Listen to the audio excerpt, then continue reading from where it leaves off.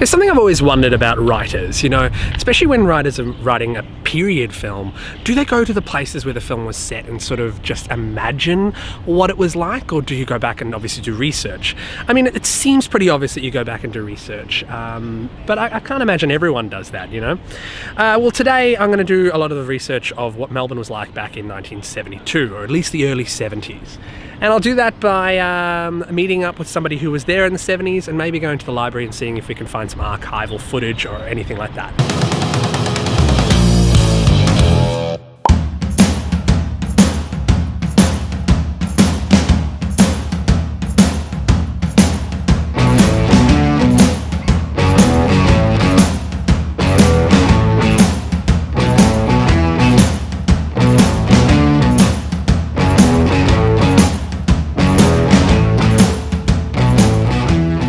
Last 40 years, Melbourne's gone under a lot of construction. Even just this area that I'm about to walk into now, Federation Square, it's actually only been here since the beginning of 2000. And already you can see it's got construction happening just to keep it going. I mean, it's 17 years since even this place started up, let alone Melbourne as a whole, which has had like 200 years of growth and changes. So 40 years ago, things would have been a little bit different. Ultimately, the culture of a place changes. Like, it's not just about the buildings, it's about how people interact with a city. And so you're only going to really have a feeling of what it was back then when you talk to people who were there, I guess. And maybe watching videos and things like that, or movies. We'll see.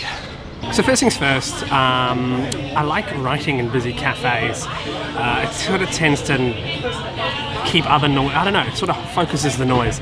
But I've got to actually, I've got some things I've written down over the last few days, and I've just got to put them into my computer and things like that. And once I've done that, then I'll be ready to meet up. Yeah. Alright, I'm done.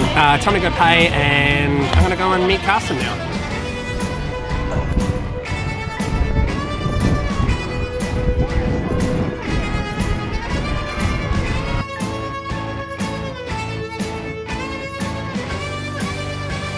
So back in '72, Dad never had a car. So for us, I guess everything revolved around the train. So Flinders Street Station, as it is now, was the hub back then. So all roads would lead to Flinders Street. So this place really hasn't changed since the '70s. That's the station itself. But when you look around here, yeah, the church, that's clearly pretty old, so it's been around. These buildings here. But this is where it's interesting. So at one stage in the early 70s, they had the gas and fuel buildings right there, and they were the tallest buildings in Melbourne at one stage. So there were these two brown, ugly buildings lined up right there, and then this whole area was you'd sort of lean over the wall here, and you'd look down on railway lines. And yeah, I remember as kids we'd walk over the bridge and we'd watch the trains, and this building right here is where Clark Rubber was. So what's the significance of Clark Rubber, Karsten? So, when Dad came in and said, okay, we're going to build a boat to sail to England, of course he was talking about a rubber dinghy. Flinders Street was really grotty. It sort of still is down the other end, but it was sort of like where the city met the railway. And it was just, so yeah, these buildings are old and grotty. And someone like Clark Rubber, imagine now, they're not going to be selling rubber things on what's now, one of the major expensive streets. But yeah, literally, this wouldn't have changed. And like this would have been the entrance right here. And there would have been all the different rubber products being sold in there. Clark Rubber was here. Now, where did your father work? So Dad worked at Allen's Music. Allen's Music. Which was in Collins Street in those days. So he would have seen, like, coming down to the train station, basically he would have just known where Clark Rubber was. Yeah, maybe he did. That. Maybe when you come out of the station, it was directly opposite. You could see it opposite. And maybe each day he'd walk past and think look about in that. there and see rubber dinghies in there, and maybe that's where the whole idea came from.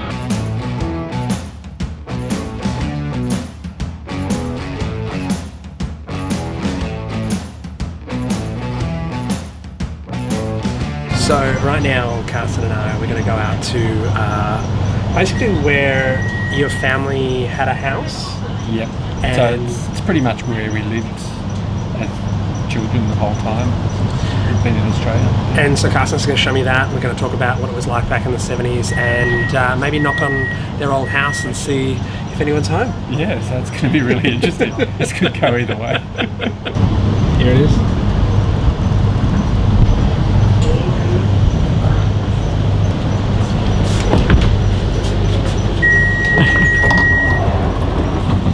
I wonder if this has changed. I don't remember there being 3 platforms. Actually, this isn't. This is what it was? Yeah, this, like you can tell, this is old. So this is really cool. So this is the spot where so when I was about 6 years old, I came down there on a tricycle. So being such the avid cyclist, so I've come down there on a tricycle, didn't make the corner. I've hit here and I've cracked my skull, which is this, just there. Let me zoom in. So you can see a scar right through there. Got 12 stitches, and yeah, that was right there. How long is it since you've been here? Oh, 45 years. Oh, you go up there now, you go up this street, turn around there's a forest on the corner, turn to the right, and then there's sort of it goes in a little bit, there's 1, 2, 3 shops there. I think a lot of those shops now are closed though. I think the rents were so high. So I reckon it was in the back. Actually, what is that? Does that say printers? It does. Yeah, that's where we would have been. Let me... Screen printer, didn't it? Yeah. You did say it was a screen printer. That's amazing. So they were your friends? Yeah, so he was the guy who helped us build the boat. He would have helped, you know, when we made the sail with the ferry hoe on it. I guess he would have helped. He would help print that out. This all looks familiar, it doesn't seem any different. We went to the house that they lived in before they decided to build the boat. And how was that? It was really cool. It was just walking up the street to the house. It was quite emotional and just looked like nothing had changed. It was still pretty scruffy. And then yeah, we knock on the door and there's a young guy, clearly had a big night. And we told him, you know, a little bit about the story, and he's like, you know, he was like, wow, that's really cool. And we sort of asked if we could go inside, and he was a bit reluctant because a few girls were asleep on the couch. But it was cool is there's an opportunity to go back in the future. Like, I've got the guy's number, and yeah, and he seemed really open to hearing more about it. Yeah. Now, next we went out to the. Tell us about the playground. Yeah, so we sort of walked. It's about 400 or 500 metres. I guess yards in those days. down to the playground, and then we pretty much crossed the main road, and it was Mont Albert Road was just as busy as you remember it. Like as kids, you know, you'd have to hold hands and wait for the traffic to go. And you know, Alessandro and I didn't do that. But, well, we did wait for the traffic to go. We did wait for the traffic because it would have been awkward. Then, as we were walking closer to the park, suddenly it all came back to me, and I thought, hang on, we didn't just take the dog for a walk down to this park. This is all about Dad's obsession with us being in great physical shape. So he sort of treated us like mini Royal Marines. And although the monkey bars were more modern now and a lot safer, I remembered where they were. They were in a different spot. And I remember that was part of the training, was seeing how many, you know, you go up and down the monkey bars until you couldn't do it anymore. And now finally we're at the school, right? Yeah, we're at the school, and I wasn't sure. It was like, look, I went to school here 4 years, and I said to Alessandro, I remember this big open area at the back of the school. Or maybe look, this is, see, I remember this. Remember I said to you there's this big open area? Yeah. That sort of leads to a road. So I remember now, I remember it's the other side. And how funny when you think, as an 8-year-old, my boundary is the trees, and I'm going, oh, no, we never go the other side. Our life's back here. and then look where it went from there. I can just see the vision of the 8-year-old thinking, I can saying to my brother, should we one day just go past the trees, see what's beyond there? Down the hill. Dad's going, no, don't go down the hill, you might get lost. Just stick to the path on the way home. Yeah, there you go. Never stuck to the path ever again after that. Thanks for bringing me along. Yeah, and now we're going to move into the 21st century. We've ordered an Uber, and we're taking that Uber to a cool cafe, which we Googled. And and it's probably about 2 kilometres away, which we could easily walk. But Karsten's all about the cool cafes. Yeah, it's all about. Sorry, I didn't get that right. Well, that's us from Mont Albert today. We're going to head back, and we've had some food. Good? Yeah, it's been really good. It's been a good day. Thanks, Karsten. Cool, no worries. See you later.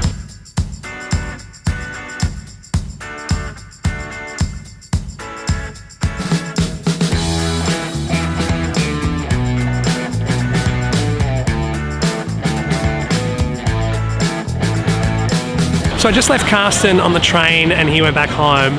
Now I'm going to go to the State Library, which is just up the way, and from there I'm going to see if I can, I don't know if I can, and if I can it'll be really cool, but if I can't then I guess that's fine.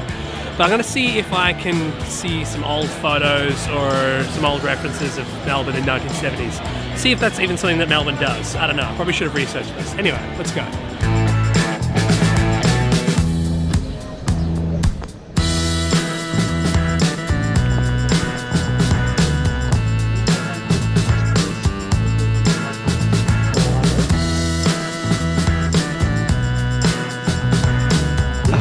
Good idea. I was wondering if you could help me. Yeah. I'm researching for a feature film, and basically it's set back in 1971, 1972. Yeah. I was wondering, do you have like archival footage or archival photos of Melbourne? Yeah, certainly. This is actually the new beta catalogue, which is a little bit easy to use for this sort of thing, but if you just put in dates there, and that should narrow it down. Brilliant. The photos that were taken during the 70s. So there's still going to be 6,000, and that'll open up the full digitised image. Exactly. So you can see it much clearer. Thanks so much. No worries. Cheers, Marcus. Have a good day.